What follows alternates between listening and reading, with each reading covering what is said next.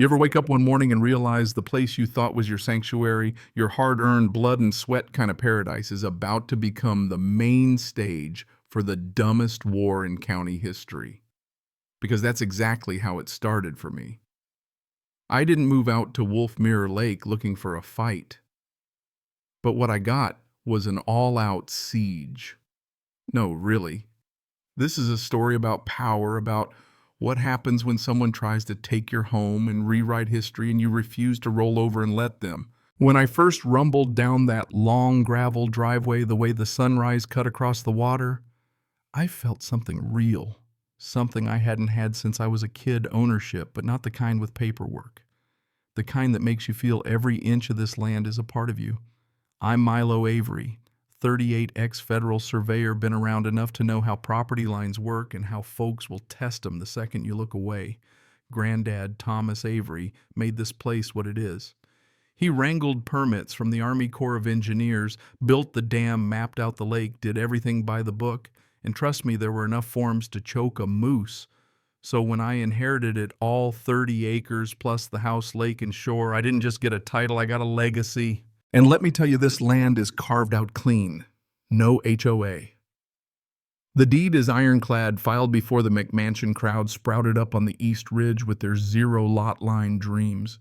I moved in full-time, fixed up the old lodge, added some solar smart gate, floating dock, firelit gazebo. My life slowed down. Contract work, mostly hydrology, gave me freedom. And what I wanted more than anything was peace. That's when I learned you can't buy quiet. Not out here, not with neighbors like these. It started subtle. A few kids sneaking around the far bank, some trash left on my grass, a whiff of barbecue drifting across the lake on weekends. One morning I heard laughter bouncing off the water, walked out, and found 4 canoes tied up on my southern shore. There were tents pitched by my gazebo fairy lights strung across the damn thing. I told myself, fine, maybe it's a lost church group, but it kept happening. Every weekend the crowd grew, grills, speakers, dogs running wild, some guy fishing off my dock like he was at a county park. It got out of hand. One Sunday I wander out, coffee in hand, only to see a pontoon boat tied to my dock and kids diving off the pier like it's Club Med. There's a woman sunbathing on my Adirondack chair, scrolling her phone like she paid for a resort pass. Not a soul had asked. So I stroll over calm, no yelling, just wanting to set things straight. I pass a group grilling hot dogs by the fire pit I built myself, walk up to the sunbather, and before I can say a word, she flashes a tight smile. "You must be Milo," she says. "I'm Karen Devlin, HOA, President, Blue Shores." She points at those cookie-cutter houses across the lake. And I say, "Karen, this is private property. The whole lake, my deed, my side of the water line. You're trespassing." She laughs real patronizing and says, "Sweetie, that's adorable. You can't just own a lake. Water's shared. We've held our annual event here for years." Like I'm supposed to care. She says they've always used it, that nobody ever told them otherwise. I tell her, that's not how ownership works. You're all on my land, every tent, every grill, every splash. She gives me that look, arms crossed, sunglasses big enough to land a plane on. "Maybe you could loosen up and be neighborly." I look at the chaos kids by the spillway, music blaring, some teen peeing behind a tree. "You've got 15 minutes, I say. Karen's smile fades. She mutters, "We'll see what the sheriff thinks," and stomps off, flip-flops, clapping like applause for her own bravado. I stand there, coffee getting cold, and realize she really believes this is hers. That was just the opening shot. Next weekend, they come back and force 30-plus people, DJ booth, speakers, tables, inflatable paddleboards stacked by my shed. This was no party, it was a Blue Shores HOA invasion.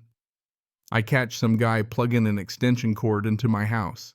When I yell, he flips me off without turning around. So I do the only sane thing, lock my door, call the sheriff's non-emergency line, explain it all. Next thing I know, lights come blazing down my drive. It's emergency response, not the sheriff. Turns out Karen called 911, said a man with a firearm was threatening kids by the dock. Suddenly, I'm face down on my own deck, cuffed by deputies, while Karen consoles teenagers with towels like it's Normandy. She tells the EMT I came out of the woods yelling, and the kids were terrified. She's staring right at me, smiling. That's a special kind of evil. Deputies finally check my ID, see the title in my desk, realize whose land this is.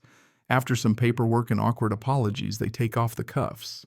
One even offers to help clear out the crowd, but Karen waltzes up with a clipboard and says, "Glad we resolved that peacefully. Just confusion about the boundaries." I tell her, "Get your people off my land." She shrugs, says, "It's a community event. We're just celebrating summer." I look to the deputies. They want no part of this mutter about civil disputes and walk off. That's when I knew I had to go nuclear. I wasn't just a guy with a house on a lake anymore. I was the last line between my land and their fantasy. I dig out every document my granddad ever filed: Army Corps permits, original dam plans, the clause that made my heart race: private use, non-navigable, non-public access. County records, GPS boundaries, digital overlays, every inch confirmed, stamp filed. There's no shared access, no easement, nothing. Still, Karen had a trick. Blue Shore's HOA had filed an updated map, quietly slid in a dotted line claiming community recreation right up to my water line. Not legally binding, but enough for folks to start believing it. I get my friend Cynthia at the county to pull the records. Sure enough, it was Karen who submitted it, citing historical use. My ass. I find old photos, Granddad's archive 1970s to now. No trails, no docks, no HOA access, just woods and wildlife. A signed agreement from '82 spells it out: any unauthorized use is trespass. I scan everything, put it in a digital armory. Then I call an attorney. Alex Lynn Sharp is a scalpel, infamous for dismantling abusive HOAs. She's not surprised. Turns out Karen's got a reputation. We send a cease and desist, legal language tight as a drum. Process server hands Karen the letter. Her face says it all. Next thing I know, I wake up to shovels outside. Karen's crew is building a public trail, 4 feet wide, steps carved into my slope signs reading Blue Shores Preserve Trail, established 1998. A fake historic plaque. The only tradition here is me not shooting at deer for sport. Karen pops out of the woods, flanked by board members.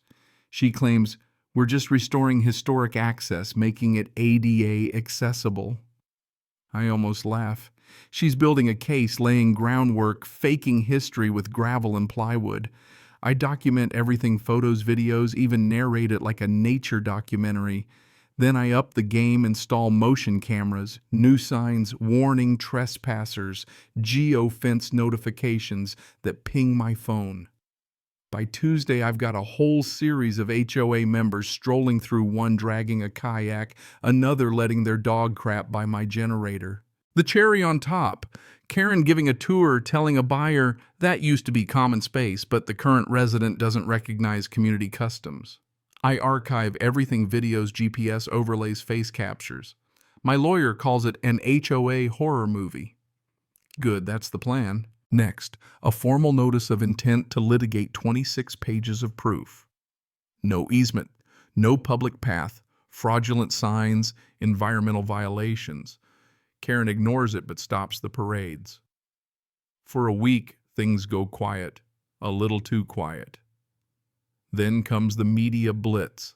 Local news headline: Lake access cut off by private owner, Blue Shores residents protest privatization of nature. Picture of my house, my dock, Karen in the foreground clutching pearls for the cameras.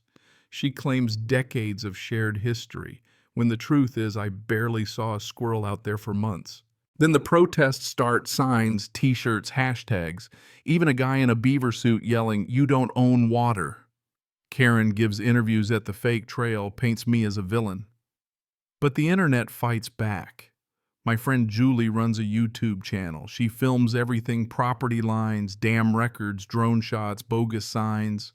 The video explodes. Hundreds of thousands watch me lay out the facts. Support pours in: memes, parodies, even Lake Lord t-shirts. The backlash gets so big, the HOA GoFundMe gets pulled for fraud. Even the local news is forced to air my side. Karen starts to crack, can't handle interviews, rage quits a live stream when asked if she'll apologize to the fish. Suddenly, Blue Shores backs off. Official letter says they're suspending all lake events. Too late.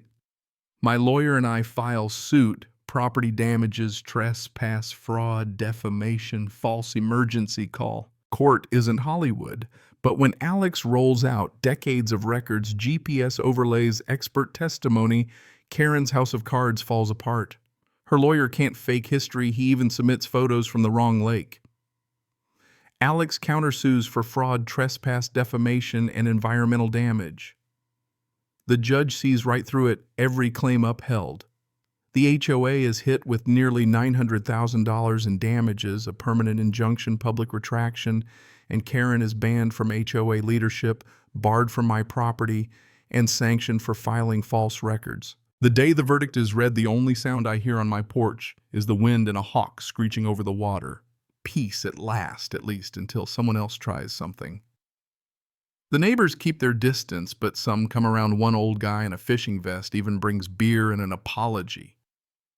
Turns out Karen had spun a myth for years, and when it shattered, folks realized she was just another power-hungry fraud. Eventually, a state rep calls, wants me to testify about HOA abuse. I do it, and next thing you know, we're drafting new laws to stop this kind of nonsense. Now there's a new sign at the trailhead: legal certified registered private property trespassers will be prosecuted. And just below, we are not responsible for wounded egos. You know what? That might be the best legacy yet. So here's my question. When does a community's tradition stop and your right to peace begin? Drop your stories below. Tell me about the time you had to fight for what was yours. Maybe together we'll make sure nobody else gets steamrolled by a fake map and a HOA president who doesn't know when to quit.